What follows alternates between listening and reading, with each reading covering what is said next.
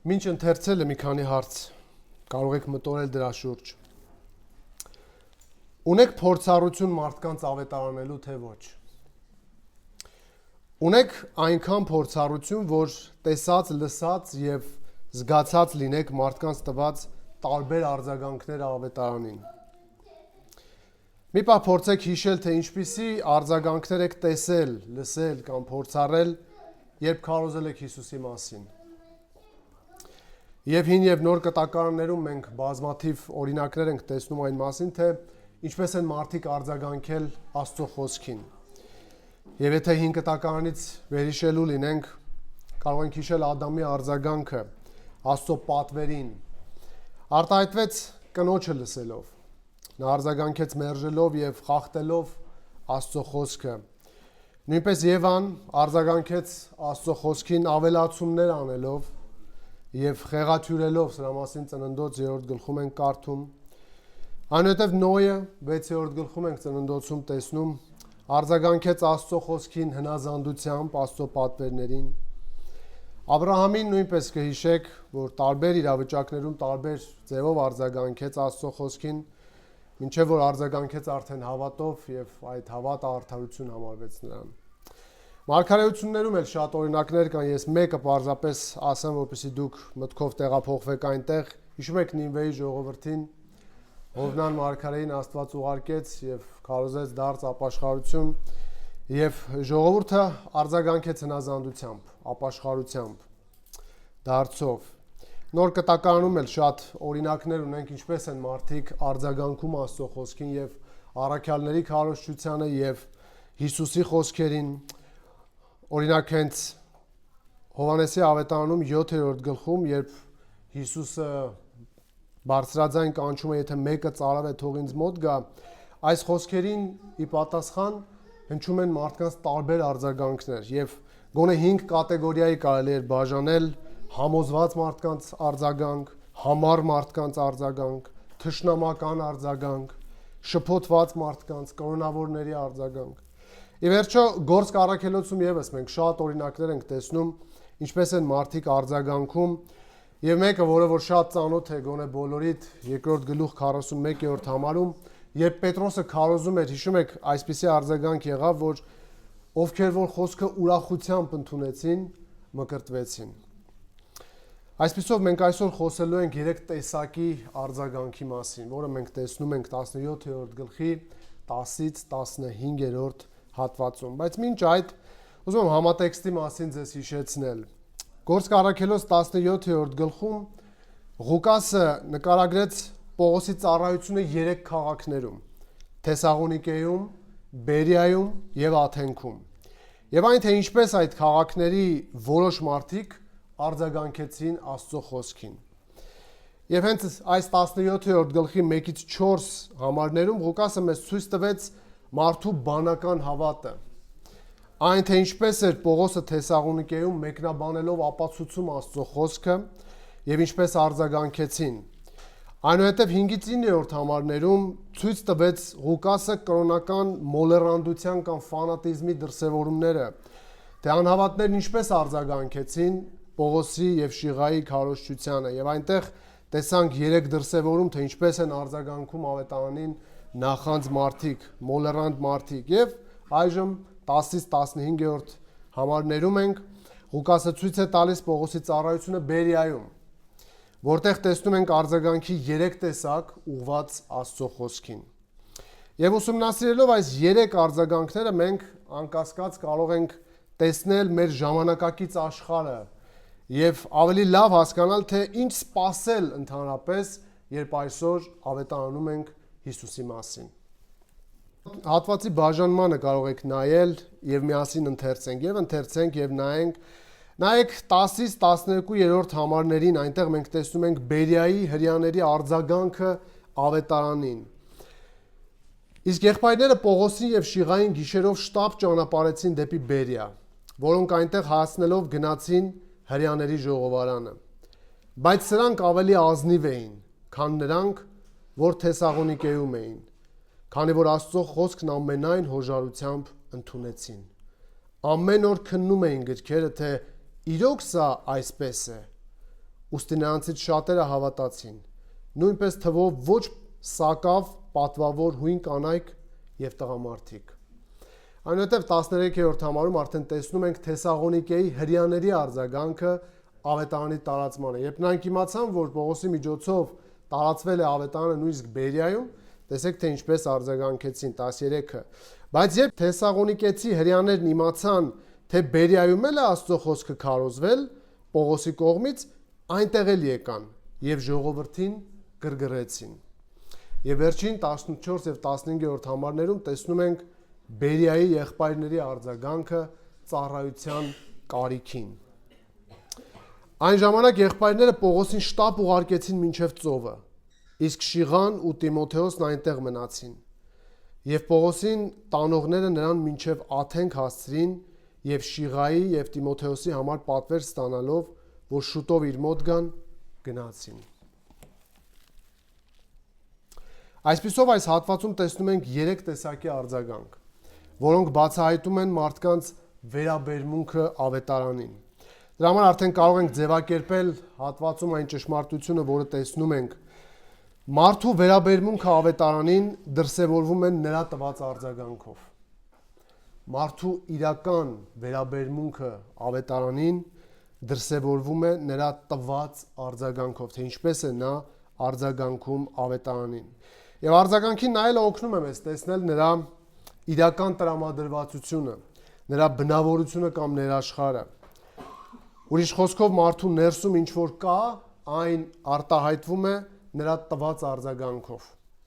Ինչպես Հիսուսն ասաց, հիշում եք Ղուկաս 6:43-ում, որովհետև չկա բարի ծառ, որ չար պտուղ տա, ոչ էլ չար ծառ, որ բարի պտուղ տա, քանզի յուրաքանչյուր ծառ իր պտուղից է ճանաչվում։ Տիրոջ բերած օրինակը այս ծառի և պտղի մասին ցույց է տալիս, որ ծառը լավ կամ վատ պտուղ է տալիս կախված իր բնույթից, ինչպիսին որ կա, այնպիսին էլ կլինի նրա պտուղը։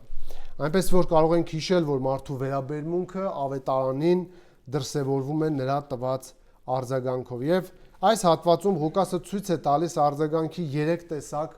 ուղղված ավետարանին։ Այսպիսով ինչպես են մարդիկ արձագանքում ավետարանին։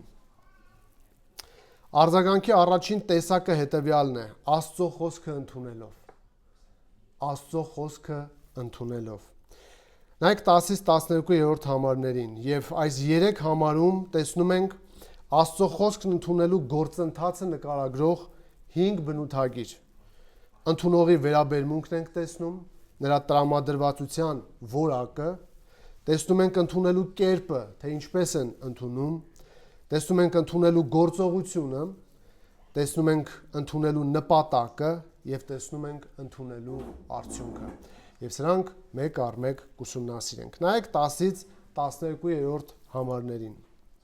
Բայց եղբայրները Պողոսին ու Շիղային գիշերով շտապ ճանապարհ դրեցին դեպի Բերիա, որոնք այնտեղ հասնելուն պես հրեաների ժողովարան գնացին։ Սրանք, որ ավելի ազնիվ էին, քան Թեսաղոնիկեում եղողները, խոսքն ամենայն հոժարությամբ ընդունեցին։ Եվ ամեն օր քննում էին Սուրբ Գիրքը, տեսնելու թե արդյոք դա այդպես է։ Արդ նրանցից շատերը հավատացին, ինչպես նաև թվով ոչ պակաս հույն, երևելի կանայք ու տղամարդիկ։ Արձագանքի առաջին տեսակը Աստծո խոսքի ընդունելությունն է, կամ խոսքը Աստծուց ընդունելն է։ Տեսեք 11-րդ համարում ասվում է, որ խոսքը ընդունեցին բերիացիները։ Ընդունել բառը հունարեն տեխոմայ բառն է, որի նշանակությունը պետք է հասկանալ ըստ համատեքստի, քանի որ այս բառը գործածվում է նաև սովորական հյուր ընդունելու դեպքում նույնպես։ Այստեղ գրված է, որ նրանք խոսքն են ընդունել։ Դե բնականաբար հասկանում ենք, որ խոսքը ավետարանի մասին է եւ Աստծո խոսքի մասին է։ Բայց թե ինչ նկատի ունի Աստվածաշունչը, երբ ասում է ընդունել Աստծո խոսքը, մի փոքր եկեք պարզաբանենք։ Որպեսզի անմիջապես հասկանաք ընդունել բառի աստվածաշնչյան իմաստը, կկարդամ հենց Պողոսի մեկնաբանությունը այս մասին։ Թեսաղոնիկեցիներին ուղված նամակում նա բացատրում է ինչ է նշանակում Աստծո խոսքը ընդունել։ Թեսաղոնիկեցիներին ուղված նամակի սկզբում գրում է ընդունելու փաստը Պողոսը, իսկ հետո բնութագրում այդ ընդունողների վերաբերմունքը իրենց լսածին։ Առաջին Թեսաղոնիկեցիս 1:6-ում այսպես է գրում Պողոսը. դուք էլ մեզ եւ Տիրոջը նմանվելով մեծ նեղության մեջ խոսքը Սուրբ Հոգու ուրախությամբ ընդունեցիք։ Այստեղ պարզապես արձանագրում է ընդունելու փաստը։ Իսկ հաջորդ գլխում բացատրում, թե ինչպես են նրանք վերաբերվել Աստծո խոսքին։ Երկրորդ գլուխ 13-ում այսպես է գրում Պողոսը. դրա համար էլ մենք Աստծուն անդադար գոհություն ենք հայտնում, որ դուք Աստծո քարոզության խոսքը մեզանից ստանալով ընդունեցիք ոչ որպես մարդկանց խոսք, այլ ինչպես ճշմարիտ է, որպես Աստծո խոսք, որը ներգործում է ձեր հավատացյալներիդ մեջ։ Պողոսը պարզաբանում է նրանց վերաբերմունք իրենց լսածին եւ ասում, որ նրանք ընդունել են ոչ որպես մարդկանց խոսք, այլ որպես Աստծո խոսք կամ Աստծուց խոսք։ Աստծուց բառը ցույց է տալիս իրական աստվածային աղբյուրը։ Ռոջերսը բացատրում է այսպես, որ այստեղ նշանակում է Աստծուց ելնող, Աստծո հեղինակությամբ կամ Աստծուց եկող։ Ստացվում է, խնդրում եմ ուշադիր, որ ընդունել են որպես Աստծուց եկած խոսք։ Ընդունել են, որ Պողոսի քարոզի բովանդակությունը մարդկային մտքից չի ծնվել։ Մարդը չի հորինել, այլ դրա հեղինակն Աստված է։ Ահա թե ինչ է նշանակում ընդունել Աստծո խոսքը։ Նշանակում է ընդունել Աստծուց, ընդունել, որ Աստված ասում է, եւ դա հենց Աստծո խոսքն է։ Հարց բոլորիս, հենց հիմա մենք այսպես ենք լսում Աստծո խոսքը։ Ընդունում ենք Աստծո հեղինակությունից, թե վերաբերվում ենք որպես մարդու մտքից ծնված խոսքեր։ Հետևաբար այսպես ընդունելն ու այսպես վերաբերվելը բերում է արդյունքի, որի մասին Պողոսը հենց այդ նույն համարում ավարտում է այսպես ասելով, որը եւ ներգործում է ձեր հավատացյալներիդ մեջ։ Գործում է արդյունավետ, զորությամբ, արդյունք արտադրող կերպով։ Սա բոլորի մեջ չի գործում ըստ Պողոսի։ Նա ասում է, գործում է հավատացյալներիդ մեջ, ովքեր հավատում են, ովքեր այսպես են վերաբերվում Աստծո խոսքին։ Ահա սա է ընդունել բայի իմաստը, ընդունել Աստծուց կամ որպես Աստծո խոսք։ Սա է պատճառը, թե շատերի կյանքը ինչու չի փոխվում։ Երբ ասում են, որ ընդունում են Աստծո խոսքը, բայց չի փոխվում։ Դա համար պետք է հիշել, սիրելիներ, Աստծո խոսքը արդյունավետորեն գործում է հավատացյալների կյանքում, երբ այն ընդունվում է որպես Աստծո խոսք, Աստծուց եկած խոսք, այլ ոչ թե մարդու խոսք։ Մեր հատվածում բերյացիներն էլ ընդունեցին Աստծո խոսքը գրված է։ Այսպիսի ընդունելության մասին շատ կա Սուրբ գրքում։ Մի քանի համար կարդամ։ Հենց Գործքից եւ Նոր Կտակարանից դուք ուշադրություն դարձրեք շեշտերին, թե ում խոսքն են ընդունել այս մարդիկ։ Օրինակ Գործք 8:14-ում գրված է այսպես. երբ Երուսաղեմում գտնվող առաքյալները լսեցին, որ Սամարյան ընդունել է Աստծո խոսքը։ Այսինքն երբ նրանք ասում են Սամարյան ընդունել է Աստծո խոսքը, նկատի ունեն այն իմաստը, որը մենք ասացինք, Աստծուց են ընդունել, հավատացել են այդ խոսքին։ Գործք 11:1 առաքյալները եւ Հրեաստանում գտնվող եղբայրները լսեցին, որ հեթանոսները եւս ընդունել են Աստծո խոսքը։ Եվ մեր համարում նույնպես խոսքն ամենայն հոժարությամբ ընդունեցին։ Սրա մասին Հակոբոսն էլ է գրում 1:21-ում, ասում է դրա համար ամեն աղտեղություն, չարության կուտակում դեն գցեք եւ հեզությամբ ընդունեք ձեր մեջ սերմանված խոսքը։ Ընդունելով կարելի է նաեւ ստանալ ավետարանի բովանդակությունը, Աստծո արքայությունը։ Մարկոս 10:15 ճշմարիտ ասում եմ ձեզ, ով Աստծո արքայությունը երեխայի պես չընդունի, նա նրա մեջ չի մտնի։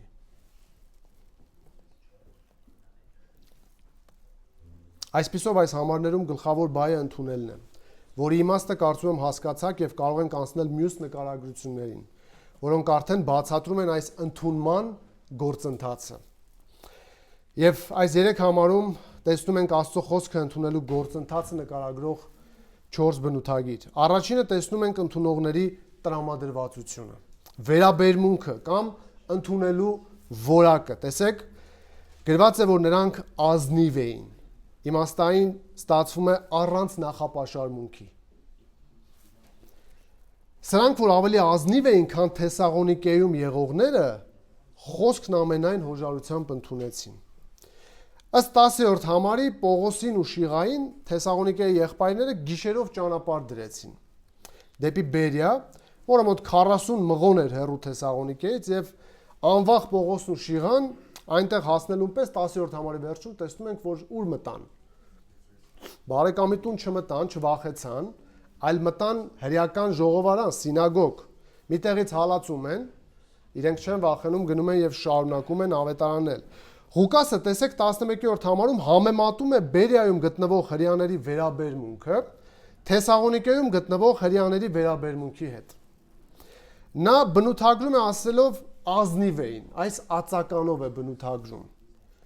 Սրանք որ ավելի ազնիվ էին։ Ազնիվ բառը այստեղ չի շեշտում այդքան մարդկանց ծագումը, որքան ազնվական, որքան նրանց մտքի վիճակը։ Օրինակ այս ածականի իմաստները սրանք են՝ փառահեղ ծագում ունեցող, ազնիվ, աչքի ընկնող կամ ազնվական մտածողություն ունեցող։ Այս համատեքստում ազնիվ բառը գործածվում է բերիացիների մտածողության առնչությամբ։ Ղուկասն ասում է, որ նրանց մտածողությունն ազնիվ էր, այսինքն նրանց միտքը բաց էր ճշմարտության համար եւ առանց նախապաշարմունքի։ Այսպիսով Բերիայի հրեաները ավելի ազնիվ բնավորություն ունեն, քան Թեսաղոնիկեի հրեաները։ Սա գովեստ է, որը պատիվ է ավելացնում նրան, ում ուղված է։ Օրինակ նույն այս բառը ազնիվ, տեսեք ինչպես է գործածված ծագման իմաստով, որ դուք տարբերությունը ավելի լավ տեսնեք։ Երբ Պողոսը խոսում է Աստծո ընտրության մասին Կորինթացիս նամակում, գործածում է այս բառը, բայց արդեն ծագման իմաստով։ Առաջին Կորինթացիս 1:26 ասում է. «Թեկուզ հենց ձեր կոչմանը նայեք, եղբայրներ, ըստ մարդկային տեսանկյունի, ձեր մեջ չկան ոչ իմաստուններ, ոչ շատ հզորներ եւ ոչ շատ ազնվականներ»։ Այսինքն ուզում է ասել, որ Աստծո ընտրությունը կախված չի ձեր ծագումից։ Աստված չի նայել, որ դուք ազնվական եք, դրա համար ձեզ ընտրել է փրկության համար։ Այսպիսով Բերիայի հրեաներն ավելի ազնիվ էին, լայնախոհ, առանց նախապաշարմունքների, քան Թեսաղոնիկեի հրեաները։ Ինչու է Ղուկասը անում այս համեմատությունը։ Որպեսզի ցույց տա տարբերությունը երկուսի բնավորության եւ արձագանքների միջև։ Այս համեմատությունը բացահայտում է մարդկանց իրական վերաբերմունքը, որն արտահայտվում է նրանց տված արձագանքով։ Այս համեմատության մյուս կողմում Թեսաղոնիկեի հրեաներն են։ Թեսաղոնիկեի հրեաների համար մի քանի համար առաջ գրեց Ղուկասը, որ երբ Պողոսը մեկնաբանում էր եւ ապացուցում, որ Հիսուսը Քրիստոսն էր, 5-րդ համարում գրված է, որ նրանք չհավատացին։ Այս անհավատ բառը, որը գրված էր 5-րդ համարում, սրա մասին մենք արդեն խոսել ենք, նշանակում է իմաստային կերպով ինքդ քեզ թույլ չտալ համոզված լինել։ Ինքդ քեզ թույլ չտալ համոզված լինել։ Եվ սա բնութագիր է այն մարդկանց մասին, ովքեր լսում են հիմնավոր փաստեր եւ ապացույցներ, բայց չեն հավատում Քրիստոսին։ Նրանք անազնիվ են։ Այսպես արձագանքողները անազնիվ են, իսկ բերիացիներն ավելի ազնիվ էին, եւ նրանց միտքը տրամադրված էր լսելու, հասկանալու եւ ընդունելու։ Չեք հանդիպել այսպիսի մարդկանց, որոնց հետ երբ սկսում ես ավետարանով բաժնեկցել, անմիջապես հասկանում ես, որ պատրաստ չի։ Անմիջապես կարող է հարցնել, իսկ դու որ եկեղեցուց ես, կամ ավելի վատ ձևակերպմամբ դու որ հավատից ես, այն աշճան, որ չեն լսում քո բացատրությունները։ Ուրիշ խոսքով բերիացիների միտքը բաց էր, առանց նախապաշարմունքի։ Գիտեք ինչ է նշանակում առանց նախապաշարմունքի։ Այսինքն մարդը լսում կամ գնահատում է ինչ-որ բան առանց նախորոք կազմված կարծիքի, առանց կողմնակալության, առանց ներքին վախերի կամ կանխակալ վերաբերմունքի։ Օրինակ, երբ Հիսուսն ասաց մարգարեն իր քաղաքում ընդունված չէ, ինչու այդպես ասաց։ Այս հին ասացվածքը Մակարտուրը գրում է այսպես, որ արձագանքում է ժամանակակից ասացվածքին, որքան շատ գիտես, այնքան քիչ ես հարգում։ Նրանք Հիսուսին շատ լավ էին ճանաչում, որպես իրենց քաղաքի տղա, երիտասարդ։ Դրանից նրանք եզրակացրին, որ Հիսուսը ոչ մի յուրահատուկ բան չէր կարող իրենից ներկայացնել։ Եվ 55-56-րդ համարներում Մատթեոսի ավետարանի այսպես ասացին, 13-րդ գլուխ. Միթե սա Հյուսնի որդին չէ։ Սրա մայրը Մարիամը չի կոչվում, եւ եղբայրները Հակոբոսը, Հովսեսը, Սիմոնը եւ Հուդան, եւ իր բոլոր քույրերը մեզ մոտ չեն, հապա որտեղից սրան այս ամենը։ 58-րդ համարը նկարագրում է այս վերաբերմունքի տխուր արդյունքը, որ Հիսուսը սրանց անհավատության պատճառով չկարողացավ այնտեղ հրաշքներ անել։ Այսինքն չունենալ նախորոք ձևավորված կարծիք, որը կխանգարի ճիշտ գնահատելուն այդ պահին։ Հետևաբար սա իրավիճակին կամ այս պարագայում Աստծո խոսքին արդար ու բաց մտքով վերաբերմունք ունենալն է, առանց արդեն պատրաստ կարծիքի կամ կողմնակալության։ Ղուկասն ասում է, նրանք ավելի ազնիվ էին, քան Թեսաղոնիկեի հրեաները։ Հարց միթե չեն հանդիպում այս իմաստով անազնիվ ունկնդիրներ մեր ավետարանչության ընթացքում։ Երկու շաբաթ առաջ կամարիսում էինք, ավետարանչության էինք։ Մի խումբ էր հավաքվել, ավետարանում էինք։ Խմբի մեջ մեկը կար, ով հարցրեց ինձ, ասաց. «Դու մատաղանում ես»։ Պատասխանեցի, ասացի, իսկ ինչու անեմ։ Ասաց դե, որ շնորհակալություն հայտնես Աստծուն։ Ասացի, ես իմ շնորհակալությունը կարող եմ այլ կերպ հայտնել Աստծուն, իմ կյանքով կարող եմ հայտնել Աստծուն։ Նա խոսքս կիսատ թողելով բարձրաձայն գոռալով հեռացավ, կրկնելով իր նախապաշարմունքի մասին, ասելով ես մատաղ արել եմ, անում եմ ու պիտի անեմ։ Սա օրինակ է նախապաշարմունք ունեցող մարդու։ Մարդ, ով ունի համոզմունք եւ որը խանգարում է լսելու ճշմարտություն այդ պահին։ Մարդ, ով չի ուզում հրաժարվել իր հին ունեցած պատկերացումներից եւ համոզմունքներից։ Սա մի օրինակ է անազնիվ ունկնդրի այս իմաստով, որի միտքը փակ էր, լիքը նախապաշարմունքներով։ Նա հասկանում էր, որ իր հարցերին հնչում են այնպիսի պատասխաններ, որոնց նա չի կարող առարկել, եւ դրա համար էլ բորբոքվեց եւ հեռացավ։ Այսպիսով հարցին, թե ինչպիսին է խոսքն ընդունողի տրամադրվածությունը, պատասխանը տեսնում ենք այսպես. առանց նախապաշարմունքի, այսինքն ազնիվ, բաց մտքով։ Սա ցույց է տալիս ընդունողի վերաբերմունքը։ Տեսեք, Աստծո խոսքը ընդունելու գործընթացը նկարագրող երկրորդ բնութագիրը այստեղ։ Երկրորդ բնութագիրը ընդունելու կերպն է։ Եվ 11-րդ համարում գրված է, թե ինչպես ընդունեցին։ Տեսեք, գրված է ամենայն հոժարությամբ ընդունեցին։ Այս բառը նշանակում է պատրաստ, կամավոր եւ ունի այնպիսի բազմազան իմաստներ, ինչպիսիք են հակվածություն, պատրաստակամություն, ցանկություն։ Այն հաճախ հանդիպում է գովեստի խոսքերում, իսկ այստեղ Ղուկասը գովում է։ Ցույց է տալիս բերյացիների ներքին պատրաստակամությունը, հակվածությունը եւ վերջապես նրանց հոժարությունը։ Սա ընդունելու կերպն է, որը տեսնում ենք 11-րդ համարում։ Բերիայում եղողները խոսքն ամենայն հոժարությամբ ընդունեցին, այսինքն մտքի պատրաստակամությամբ։ Մտքի պատրաստակամությամբ։ Եթե շարունակենք համեմատել, ինչպես Ղուկասն է անում, Թեսաղոնիկեի հրեաները մտքով պատրաստ չէին, քանի որ նրանք կարճած էին իրենց արդեն ունեցած համոզմունքներից, իրենց նախապաշարմունքներից եւ իրենց միտքը պատրաստ չէր ընդունելու նորը։ Ընդունելու մի բան, որը կհակասեր իրենց հին գիտելիքներին, հին համոզմունքներին։ Նրանք դիտավորյալ փակել էին իրենց մտքերը հասկանալու եւ համոզվելու համար։ Տեսնում եք, թե որն է իրականությունը մարդկանց ներքին վիճակի մասին, երբ մենք ավետարանում ենք նրանց։ Սա մարդու պատասխանատվության կետն է, քանի որ նա լսում է հստակ բացատրություններ, նրան տրվում են համոզիչ ու ջախջախիչ փաստարկներ, որոնք կոտրում են իր նախկին համոզմունքները, նա այլևս մտային մակարդակում ունի ամեն փաստ հավատալու համար, բայց չի ընդունում, թույլ չի տալիս իրեն համոզվել։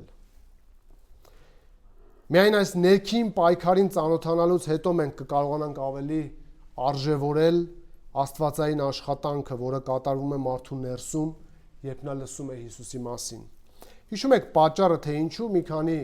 համար առաջ անցած գլխում, 16-րդ գլխում, գետի մոտ հավաքված կանանցից միայն մեկը հավատաց։ Միսիոներական խումբը, երբ ոտք դրեց Եվրոպա, Մակեդոնիա, Փիլիպպեում առաջին անգամ հնչեց ավետարանը։ Եվ 16-րդ գլուխ 14-րդ համարում գրվում է, Ղուկասը գրում է պատճառը, թե ինչու Լիդիան կարողացավ հավատալ, ասելով Լիդիա անունով աստվածավախ մի կին, որ Թիատիրա քաղաքից էր, Ծիրանից գեստներ վաճառող, լսում էր, նրա սիրտը Տերն էր բացել, որպեսզի անսար Պողոսի խոսքերին։ Նրա հասկացողությունը բաց էր, պատրաստ էր լսելու, հասկանալու եւ հավատալու։ Տեսնում եք մարդու սրտում ինչ գործընթացներ են կատարվում, երբ նրանք լսում են ավետարանը։ Սա երկկողմանի իրականություն է։ Մի կողմից մարդը պատասխանատու է այդ պահին ճշմարտությունը մերժելու հարցում, մյուս կողմից Աստված է բացում մարդու միտքը ընդունելու համար։ Եվ ես խորհուրդ կտամ ինձ ու ձեզ փորձեր չանել այս երկու փաստերը իրար միացնելու կամ լուծելու դրանք մի պարզ սկզբունքի մեջ։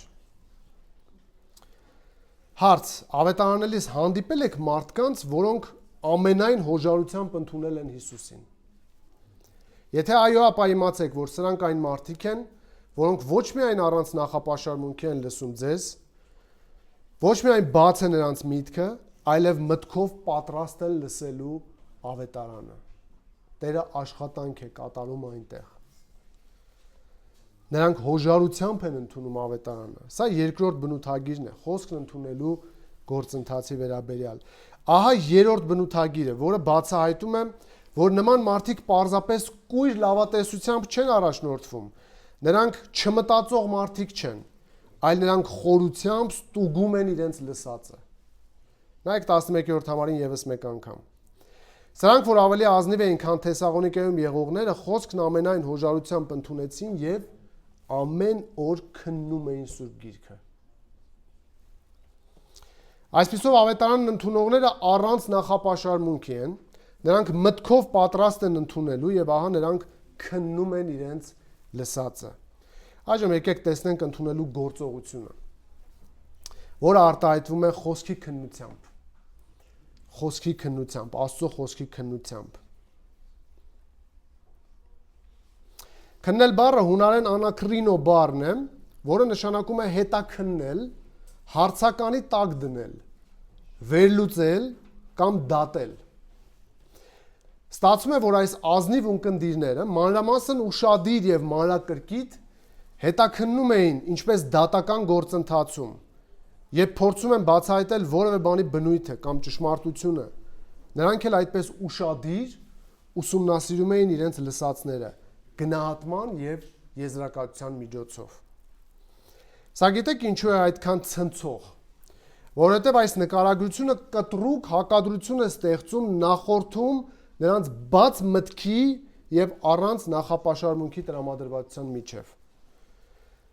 Քննելը ցույց է տալիս, որ ավետարանը բաց մտքով լսելը չի նշանակում ընդունել առանց ստուգելու։ Եթե մարդ բաց մտքով է, դա չի նշանակում, որ նա պատրաստ է հավատալու ամեն ինչի։ Նա պետք է քննի։ Տեղացի հрьяաները ցույց տվեցին իրենց լայնախոհությունը, ուշադիր ուսումնասիրելով եւ համեմատելով 5 կտակարանի գրությունները։ Նրանց միտքը բաց էր սովորելու համար, բայց նրանք խստորեն համեմատում էին Պողոսի կողմից սովորեցրածը Սուրբ Գրքի հետ։ Իրենք ինչ ունեին այդ ժամանակ որպես Սուրբ Գիրք։ 5 կտակարանը։ Տեսնում եք ինչու են նրանք կոչվում ազնիվ։ Մեթյու Հերին այսպես է գրում, մի փոքր մեջբերում։ Բերիացի հрьяաները ավելի ազատ մտածողություն ունեն եւ ավելի բաց էին իրենց խղճի համոզմունքների նկատմամբ։ Նրանք ավելի պատրաստական էին լսել բանականության ձայնը, ընդունել դրա փաստարկները եւ ընդունել այդ կարծիքը, որը թվում էր ճշմարիտ, ուշադրություն, նույնիսկ եթե նոր տեսակետը հակասում էր իրենց նախկին համոզմունքներին։ Ահա թե ինչ է նշանակում, գրում է նա, լինել ավելի ազնիվ մտածողությամբ։ Նրանց ունեցած այս առաքինությունը չէր նշանակում, որ նրանք ամեն լսածին ասում են այո եւ ամեն, կամ պարզապես հավատքով առանց քննության ընդունում են, ոչ։ Նրանք Պողոսի բերած փաստարկները լսում եւ համեմատում էին 5 կտակարանի հետ։ Բերիացիները ուսումնասիրեցին Սուրբ Գրքերը, փնտրելով Պողոսի մեջ բերած տեքստերը, ուշադիր կարդալով դրանք, խորանալով գրվածի իմաստի մեջ, համեմատելով Սուրբ Գրքի մեկ հատվածը մյուսի հետ, համոզվելու համար, որ Պողոսի այդ տեքստերի վրա հիմնված եզրակացությունները արդյոք ճիշտ են, թե ոչ։ Շատ հավանեցի Մեթյու Հենրի այս ձևակերպումն էլ, տեսեք, քննության վերաբերյալ ինչ է գրում, ասում է Քրիստոսի ուսմունքը չի վախենում մանրակրկիտ ուսումնասիրությունից։ Ով ուզում է թող ուսումնասիրի, այն ճշմարտություն է, այն սխալներ չունի իր մեջ։ Եվ ավելի լավ, թող բոլոր այս մտքով լինեն, թող քննեն, կդիմանա Քրիստոսի ուսմունքը բոլոր տեսակի քննություններին։ Երբ մենք պաշտպանում ենք ավետարանի բարի լուրը, այդ ժամանակ մեր ամենամեծ ցանկությունն է, որ մարդիկ չասեն մեզ, ոչ, դա այդպես չէ, բայց հաճախ անազնիվ ունկնդիրների ենք հանդիպում, որոնք որ ոչ քննում են, ոչ ուսումնասիրում են, բայց ասում են, որ դա այդպես չէ։ Նոր կտակարանը պետք է վերլուծվի հին կտակարանի օգնությամբ։ Բերիայի հրյաները ընդունեցին հին կտակարանը։ Նույնպես բոլոր մարդիկ, եթե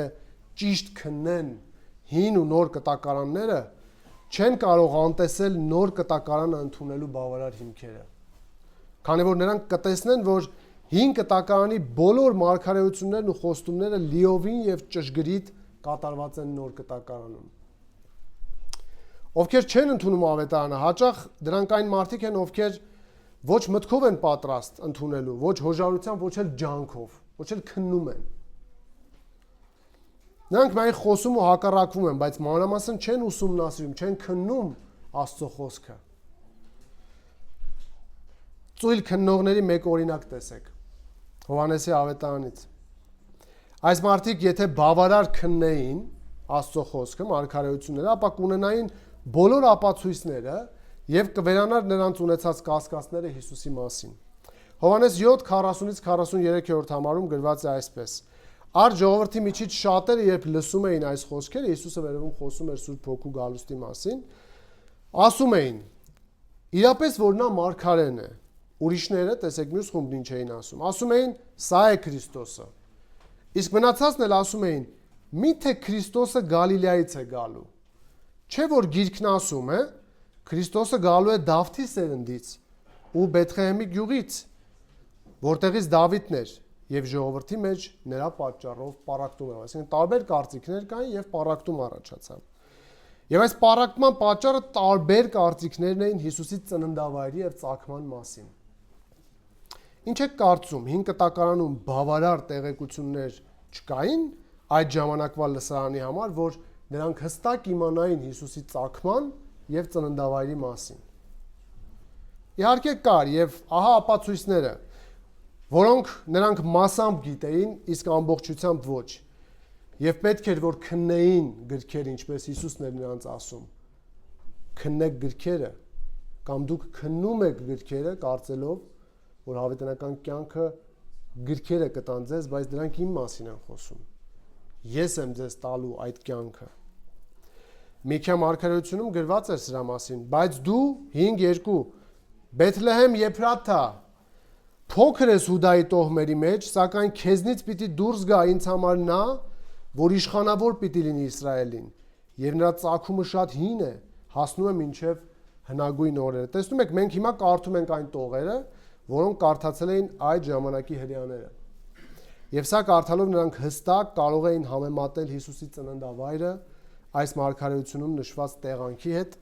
եւ կարող էին հասկանալ, որ նա Մեսիան է։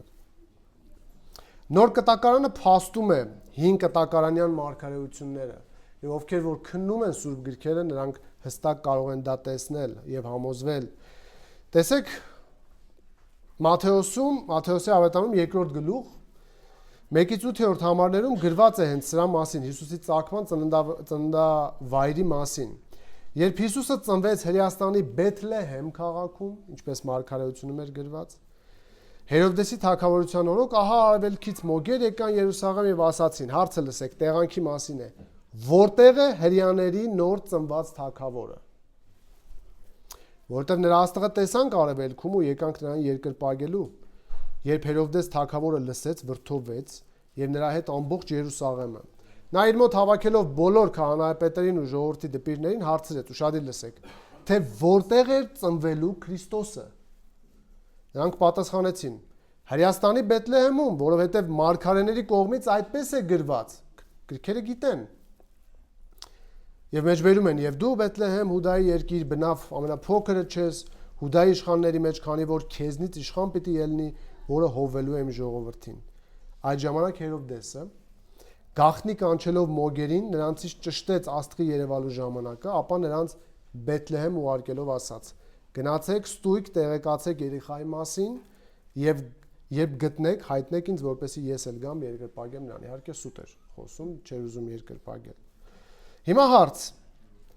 Հովանես 7:41-ում ովքեր մտածում էին, որ Հիսուսը Գալիլեայից պետք է գար, սա ցույց չի տալիս նրանց անտեղյակությունը Մեսիայի մասին։ Քանի որ Հիսուսը ծնվել է Բեթլեհեմում, Հրեաստանի քաղաքում, այլ ոչ թե Գալիլեայում։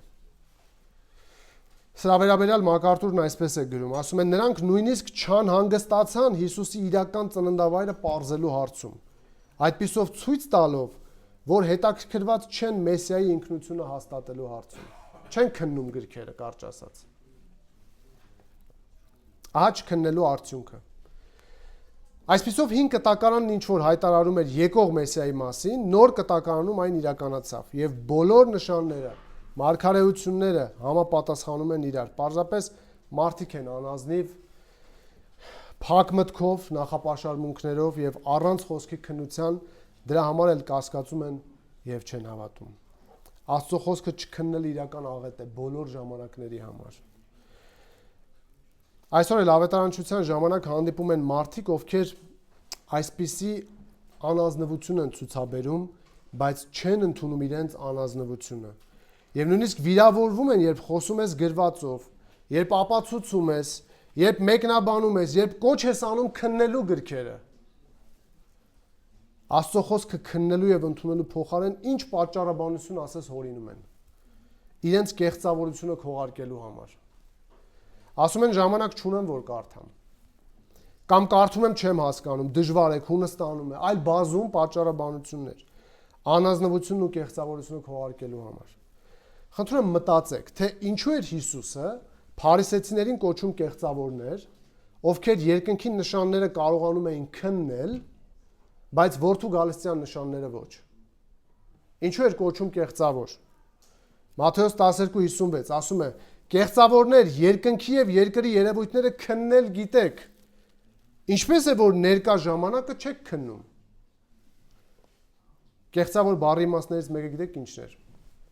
Դերասան։ Ռուսերենում գրված էր սիմուլյանտ, նույնիսկ ծիծաղելի էր։ Կեղծավորությունը ներառում է խոսքի արտասանությունը, դեմքի արտահայտությունը եւ ժեստերը ներառյալ։ Հիսուսն ասում է, որ նրանք կարողանում են երկնքի երևույթները քննել, բայց իր մասին տեղեկությունները որ կա չեն քննում։ Քննել բառը նշանակում է հետաքննել, ապացուցել, գալ եզրակացության, համեմատել։ Խնդրում եմ ուշադիր, սա նշանակում է, որ Հիսուսն ասում է, նրանք ունեին մտավոր կարողություններ իմանալու, բայց չունեին ցանկություն։ Ուստի խափում էին իրենց, կեղծում էին իրական պատճառը, ձևացնում էին, թե իբր չունեն այդ կարողությունը, քննելու որդու գալստյան նշանները։ Իսկ Հիսուս այստեղ մերկացնում է նրանց կեղծավորությունը եւ ասում, որ դուք ունեք մտային այդ կարողությունները, բայց դրանք չեք գործածում քննելու համար Աստծո խոսքը։ Երբեմն ավետարանչությունների ժամանակ, այցելությունների կամ զրույցների ժամանակ առիթ է լինում մարդկանց ասելու, որ իրենց բերած պատճառաբանությունները կեղծ են։ Օրինակ, ով ասում է, որ ժամանակ չունի կարդալու կամ մտավոր բավարար կարողություն չունի հասկանալու համար ավետարանը, եթե իհարկե նա չունի ֆիզիոլոգիական խնդիր, հոգեկան շեղումներ, ասում եմ, եւ սա փորձել եմ մի քանի անգամ։ Ասում եմ, պատկերացրու, որ ստացել ես ժառանգություն Միացյալ Նահանգներում ապրող բարեկամներից հետ մեկից։ Ժառանգությունը $100,000 է եւ այն ստանալու համար նշված է 50 կետից բաղկացած քայլեր, որոնք կատարելուց հետո կարող ես ստանալ այդ գումարը։ Հիմա հարց. որքան ուշադրությամբ ու մանրամասնությամբ կուսումնասիրես այդ 50 կետը։ Միթե գիշերները ցերեկ չես դարձնի, միթե գլուխդ չես կոտրի, միթե մտային ողջ կարողությունները չես ներդնի հասկանալու համար այդ պահանջները։ Միթե սենյակումդ չես փակվի ու երեխաներից չես խնդրի քեզ չխանգարել։ Միթե չես հրաժարվի այն բաներից, որոնք կխլեն ժամանակդ։ Միթե չես մերժի որևէ ուտել խմելու առիթ։ Միթե լրջորեն չես խորանա յուրաքանչյուր կետը հասկանալու, քննելու, ապացուցելու գործի մեջ, որ վերջում կարողանաս ստանալ այդ $100,000։ Իհարկե կանես այս բոլորը եւ մի բան էլ ավել կանես։ Հիմա ասա, այդ ինչպես է, որ քո շահերի համար ունես մտային ռեսուրս, կարողություն, իսկ Աստծո խոսքը քննելու համար ոչ։ Դու կեղծավոր չես։ Հիսուսի հանդիմանությունը ուղղված է քեզ, եթե դու այսպես ես մտածում։ Այդ ինչպես է, որ դու չինարենի մասնագետ ես, բայց ավետարանը չես հասկանում։ Այդ ինչպես է, որ աշխարհի ամենաբարդ մասնագիտությունն ունես ու լավ տիրապետում ես, բայց Աստծո խոսքը չես կարողանում քննել։ Ինչպես է։ Այդ ինչպես է, որ աշխարհաքաղաքական հարցերը, լուրերը, այդ թնջուկը, որ միայն Աստված կարող է բացել, թե ով է մեղավոր, ով անմեղ, դու առավոտից իրիկուն կարողանում ես քննել, հասկանալ, որ երկիրն է մեղավոր, որն է անմեղ, իսկ ավետարանը չես կարողանում հասկանալ, քննել։ Իմացիր, դու պարզապես պետք է ընդունես, որ դու սուտ ես խոսում։ Դու սիմուլյանտություն ես անում։ Դու դերասանություն ես անում։ Դու ձևացնում ես եւ Հիսուսի այս գնահատականը քեզ էլ է վերաբերվում։ Դու կեղծավոր ես, քանի որ դու ունես մտային կարողություններ քննելու Աստծո խոսքը, բայց չես անում այն եւ քեզ համոզում ես ամեն կերպով, որ դու ազնիվ ես։ Ուրեմն Բերիայի հրեաներն ավելի ազնիվ էին, քան Թեսաղոնիկեի հրեաները, քանի որ բերիացիները Աստծո խոսքը լսում էին առաջին առանց նախապաշարմունքների։ Մտքով պատրաստակամ էին, հոժար եւ քննում էին Աստծո խոսքը։ Տեսեք վերջին բնութագիրը։ Աստծո խոսքը ազնվորեն ընդունող մարդու։ Նրանք քննում էին գրքերը համոզվելու մտադրությամբ։ Նայեք 11-րդ համարի վերջին մասին։ Սրանք, որ ավելի ազնիվ էին, քան Թեսաղոնիկեում եղողները, խոսքն ամենայն հոժարությամբ ընդունեցին եւ ամեն օր քննում էին Սուրբ Գիրքը, տեսնելու թե արդյոք դա այդպես է։ Արդյոք դա այդպես է։ Այս արտահայտությունը ցույց է տալիս նրանց քննելու նպատակը։ Եվ նպատակը համոզվելն էր։ Նրանք չեն ուզում պարզապես մերժել կամ ընդունել։ Նրանք չեն ուզում առանց հասկանալու ընդունել։ Նրանք չեն ուզում պարզապես դառնալ թութակ ուրիշի մտքերը կրկնող, բարձրաձայնող, բայց այդ մտքերին խորապես չհավատացող։ Նրանք, ովքեր կարդում եւ ընդունում են Սուրբ Գիրքը, պետք է քննեն այն, ուսումնասիրեն այն եւ ջանք գործադրեն վերլուծելու այն, թե դրա մեջ պարունակվող ճշմարտությունը բացահայտելու եւ թե չխաբվելու նպատակով։ Պետք է քննել բազմաթիվ սխալներից խուսափելու համար։ Պետք է քննել սեփական թյուր ըմբռնումներից ազատվելու համար։ Պետք է քննել Աստծո խոսքում պարունակվող ամբողջ ճշմարտությունը իմանալու նպատակով։ Եվ պետք է չբավարարվել Աստծո մասին մակերեսային գիտելիքներ ունենալով։ Սուրբ Գիրքը պետք է քննվի ամեն օր, ճշմարտության մեջ հաստատվելու եւ սեփական համոզմունքները ձևավորելու համար։ Նրանք քննում էին Սուրբ Գիրքը, տեսնելու թե արդյոք այդպես է, եւ դա անում էին համոզվելու նպատակով։ Նկատեք, որ նրանք չէին սահմանափակվում ամեն շաբաթ օր սինագոգում Պողոսից լսելով։ Համարում ինչ է գրված։ Ամեն օր էին քննում։ Տեսնում եք 11-րդ համարում։ Ամեն օր արտահայտությունն ավելի է ուժեղացնում պատկերը։ Նրանց քննելու ժամկետների մասին տեղեկություն է տալիս։ Ահա թե ինչպիսին էին նրանք, ովքեր ընդունում են Աստծո խոսքը ճշմարտապես։ Նրանք ազնիվ են, առանց նախապաշարմունքի, մտքով պատրաստ, խոսքը քննելով եւ համոզվելու նպատակով։ Վերջին հարցը։ Ինչ եք կարծում նման որակյալ ընթացքը ինչպիսի արդյունք կարող էր բերել։ Նայեք 12-րդ համարին։ Արդ նրանցից շատերը հավատացին, ինչպես նաև թվով ոչ պակաս հույն,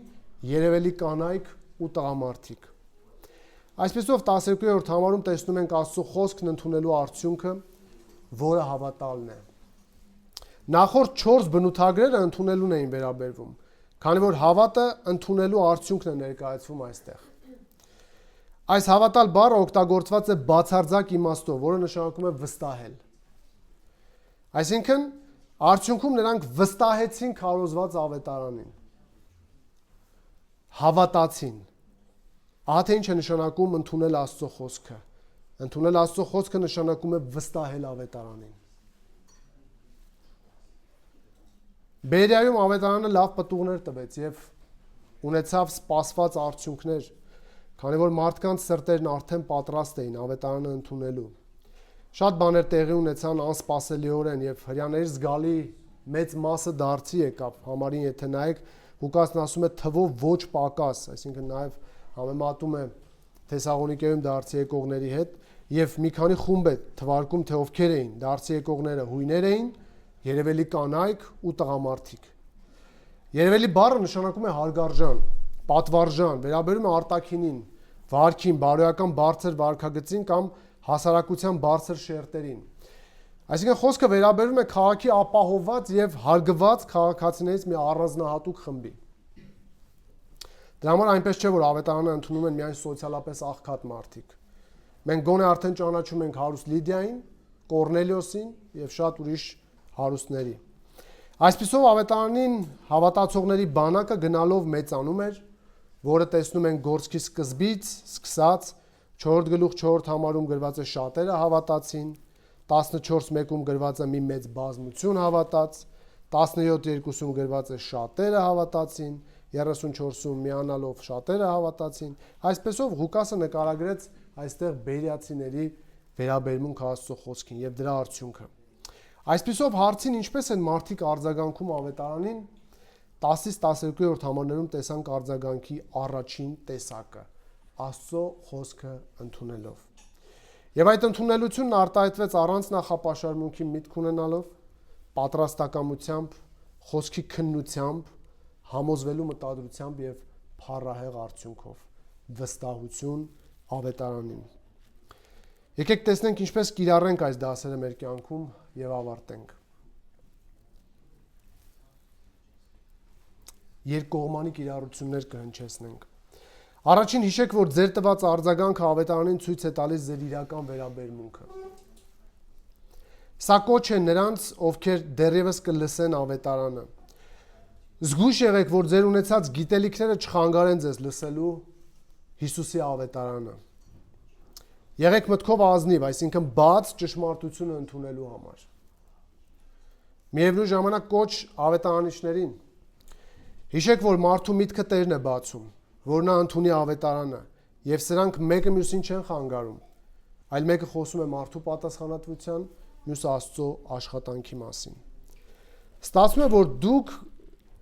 քարոզեք, իսկ լսողներն էլ թող զգուշանան, որ չփակեն իրենց ականջները լսելու համար։ Կոչ ավետարանը լսողներին։ Ուշադիր եղեք, որ երբ լսեք ավետարանը, չխստացնեք ձեր սրտերը, ինչպես Սուրբ Գիրքն է ասում, այլ հոժարությամբ լսեք, մտքի պատրաստակամությամբ։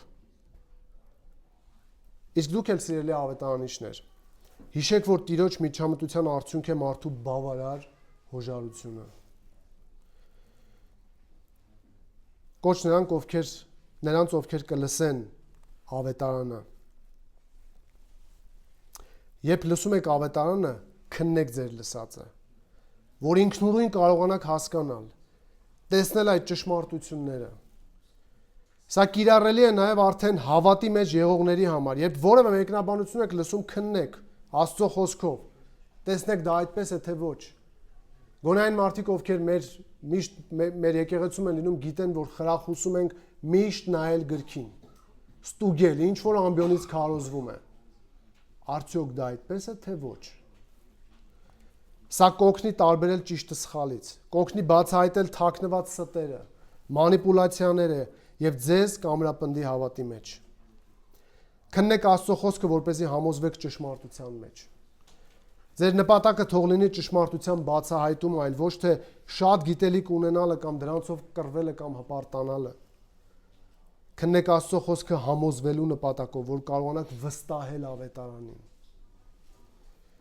Հարց մտորելու եւ սրտում արձագանքելու համար։ Ով է Հիսուսը քեզ համար։ Արդյոք ընդունում ես, որ նա միակ փրկիչն ու դատավորն է ողջ մարդկության եւ նաեւ քո, եթե դարձի չգաս։ Հիմա Հիսուսի անունով կոչ ենք անում քեզ ապաշխարել եւ հավատալ այս ավետարանին։ Ինչպես ես արձագանքում Հիսուսի կոչին։ Հնազանդվում ես ավետարանին, թե ոչ։ Հիշիր, որ սա քո կյանքի ոչ թե կարևոր հարցերից մեկն է, այլ ամենակարևոր, որը հավիտենական նշանակություն ունի։ Եվ վերջին հարցը, որը մարդիկ իրենց սրտում թող մտորեն եւ պատասխանեն, որն է քո արձագանքը Հիսուսի ավետարանին։ Եկեք կանգնենք եւ աղոթենք։ Տեր Հիսուս, շնորհակալ ենք քեզ քո փառահեղ աշխատանքի համար, քո ավետարանի համար։ Շնորհակալ ենք քո զավակների համար, որոնք որ իրենց կյանքերը չխնայեցին այս ճշմարտությունները քարոզելու համար։ Շնորհակալ ենք, որ այսօր կարող ենք լսել, հասկանալ։ Շնորհակալ ենք, որ կարող ենք ընդունել, դա քո շնորհքն է, քո աշխատանքն է, որ կատարել ես մեր սրտերում։ Աղոթում եմ եւ այս սրահում եղող մարդկանց եւ համացանցի միջոցով, ովքեր որ լսեն, որ դու նրանց սրտերի հետ աշխատես, բերես այն համոզման, որ նրանք արձագանքեն քո ուզած կերպով, որ նրանք իրենց սրտերը չխստացնեն, երբ խոսքը լսեն։ Շնորհակալ ենք այս ճշմարտությունները մեզ սովորեցնելու համար։ Շնորհակալ ենք, որ օգնում ես տեսնել ճշմարտությունը, որքան էլ ցավոտ լինի, հասկանալ, որ երբ կեղծավորություն ենք անում, ընդունենք, որ մենք ունենք կարողություններ քեզնից ստացած ուսումնասիրելու քո խոսքը, բայց երբեմն չենք անում։ Դրա համար աղոթում եմ, որ քո ժողովրդին տաս ջանք եռանդ, կարողություն, որպեսզի քննեն խոսքը, ուսումնասիրեն, հասկանան, ամրապնդվեն, դրա միջոցով ավելի շատ սիրեն քեզ, ավելի շատ վստահեն քեզ, ավելի շատ վստահեն խոսքիդ տիրապետեն ու կարողանան փոխանցել մարդկանց։ Պողոսի եւ մյուսների նման ապացուցեն, մեկնաբանեն, բացատրեն, որ մարդկանց բոլոր կասկածները փարատվի։ Խնդրում ենք, որ այս շաբաթվա ընթացքում էլ մեզ առաջնորդես, եթե ավետարանչության առիթներ տաս, օգնես համարձակությամբ խոսենք Հիսուսի մասին։ Եվ դու էլ քարոզչությամբ դարձի մեր քոնտրիալներին։ Եվ մեզ հետ եղիր ու մեր կյանքով, գործով, ծառայությամբ փառավորիր միմիայն դու։ Այս ամենը աղոթում ու խնդրում ենք մեր Տեր ու Փրկիչ Հիսուս Քրիստոսի անունով, որ փառավորվի Հայրը, Որդին եւ Սուրբ Հոգին, հիմա եւ միշտ եւ հավիտյանս։